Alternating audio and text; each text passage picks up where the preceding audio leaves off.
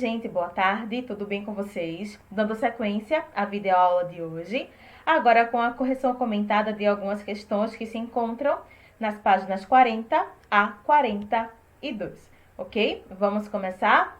Nós temos aqui na unidade 8 a seguinte temática: todos pela igualdade, ok? Iniciando também com a foto de algumas mulheres que marcaram a história, iniciando por Carolina de Jesus. Ela foi uma das primeiras escritoras negras do Brasil e é considerada uma das mais importantes escritoras do país. A autora viveu boa parte da sua vida na favela do Canindé, lá na zona norte de São Paulo, dando a si mesma e seus 3 filhos como catadora de papéis, ok? Temos também Conceição Evaristo. Conceição Evaristo de Brito. Temos também Conceição Evaristo.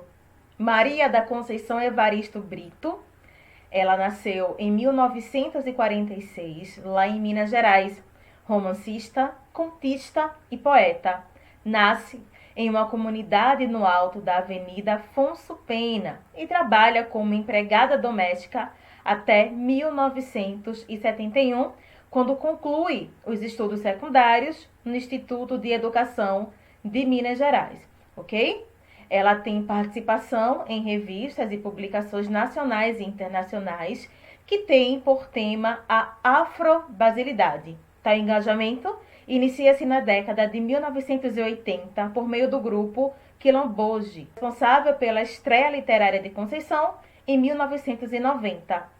Com obras publicadas na série Cadernos Negros, suas obras Poesia e Prosa, especialmente o romance Ponciar Vicêncio, abordam temas como a discriminação de raça, gênero e classe. Atualmente, Conceição leciona na Universidade Federal de Minas Gerais como professora visitante, ok?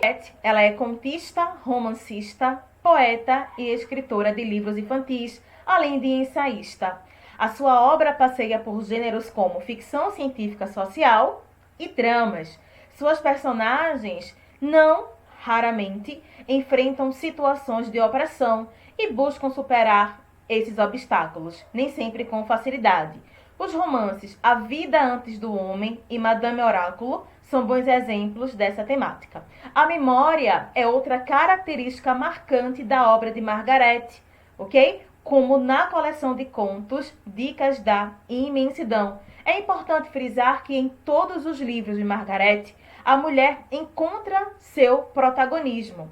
Até mesmo quando o narrador é uma voz masculina, como acontece em Dançarinas, que é uma obra de Margaret, em que homens contam histórias sobre dores, solidão e perseverança vividas pelas mulheres. Margaret, ela é o símbolo do feminismo, ok?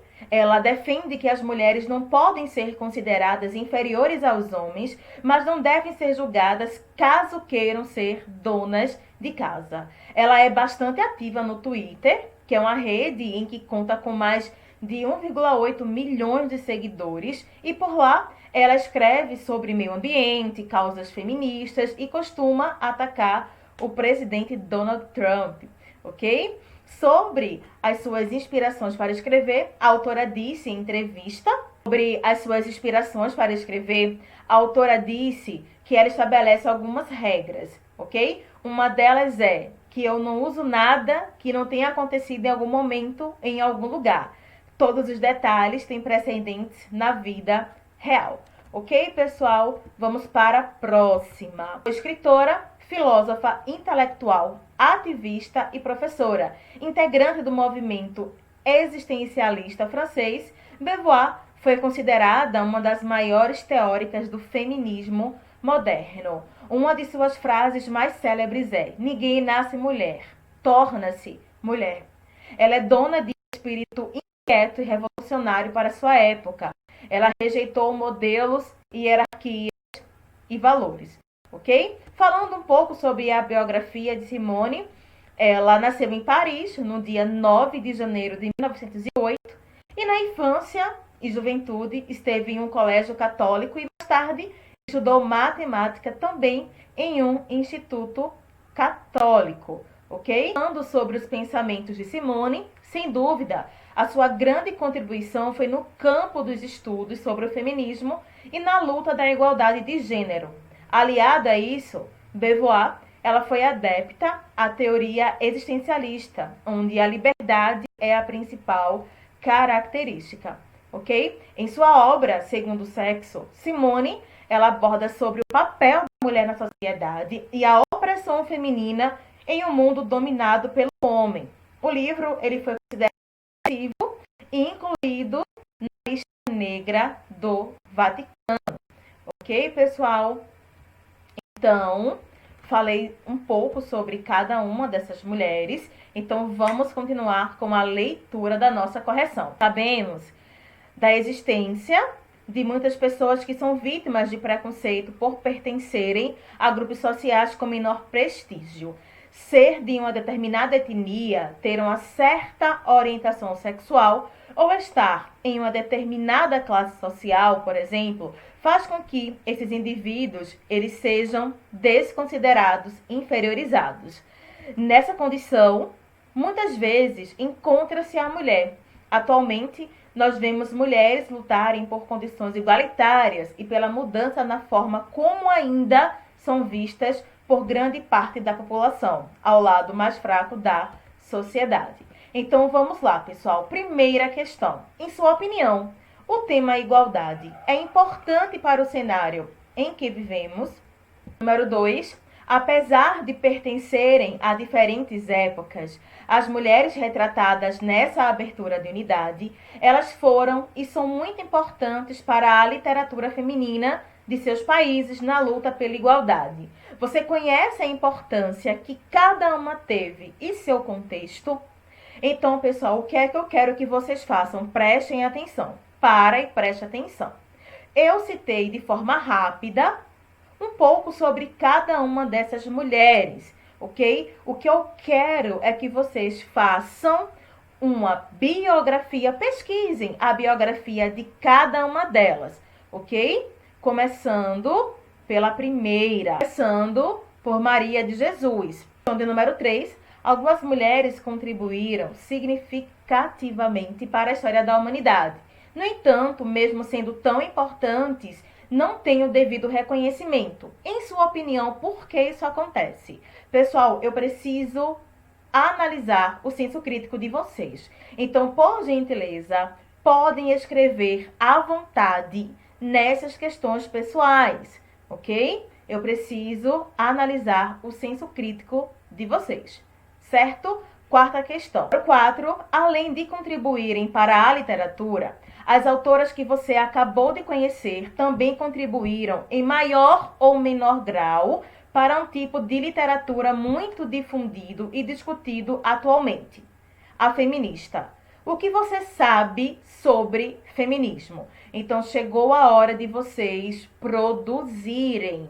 Eu preciso dessas respostas, ok?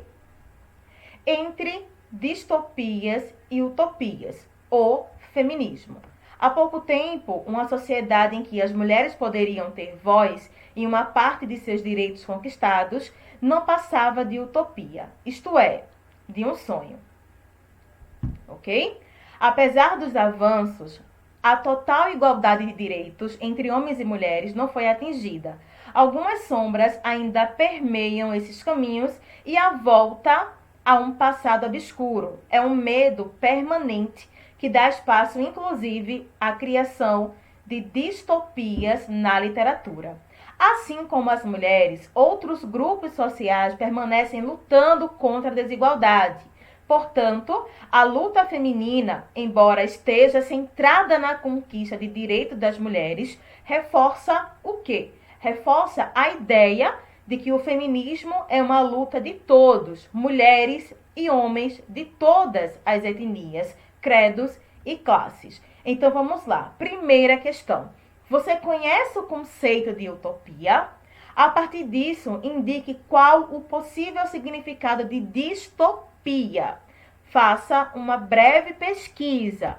Então, ó, vamos lá. Segundo o dicionário, utopia significa uma descrição imaginativa de uma sociedade ideal. É um plano irrealizável, é uma fantasia. Já distopia significa o contrário. É um lugar onde se vive em condições muito difíceis, longe de um suposto ideal, ok? Número 2, pense na ciência, no esporte, em outras manifestações artísticas além da literatura. Você consegue se lembrar de mulheres que contribuíram de maneira importante nesses campos? Então, meus amores, nós podemos citar a principal representante de cada âmbito, ok? Seja no Brasil ou no mundo, como Marta no futebol, Elis Regina e Beyoncé na música, Frida, Tarsila do Amaral, Michelle Obama. Então, essas mulheres, elas contribuíram bastante na formação de outras mulheres, ok? Número 3, olhe ao seu redor e observe as mulheres com quem você convive. Em seguida, amplie o seu olhar para todos os setores da sociedade.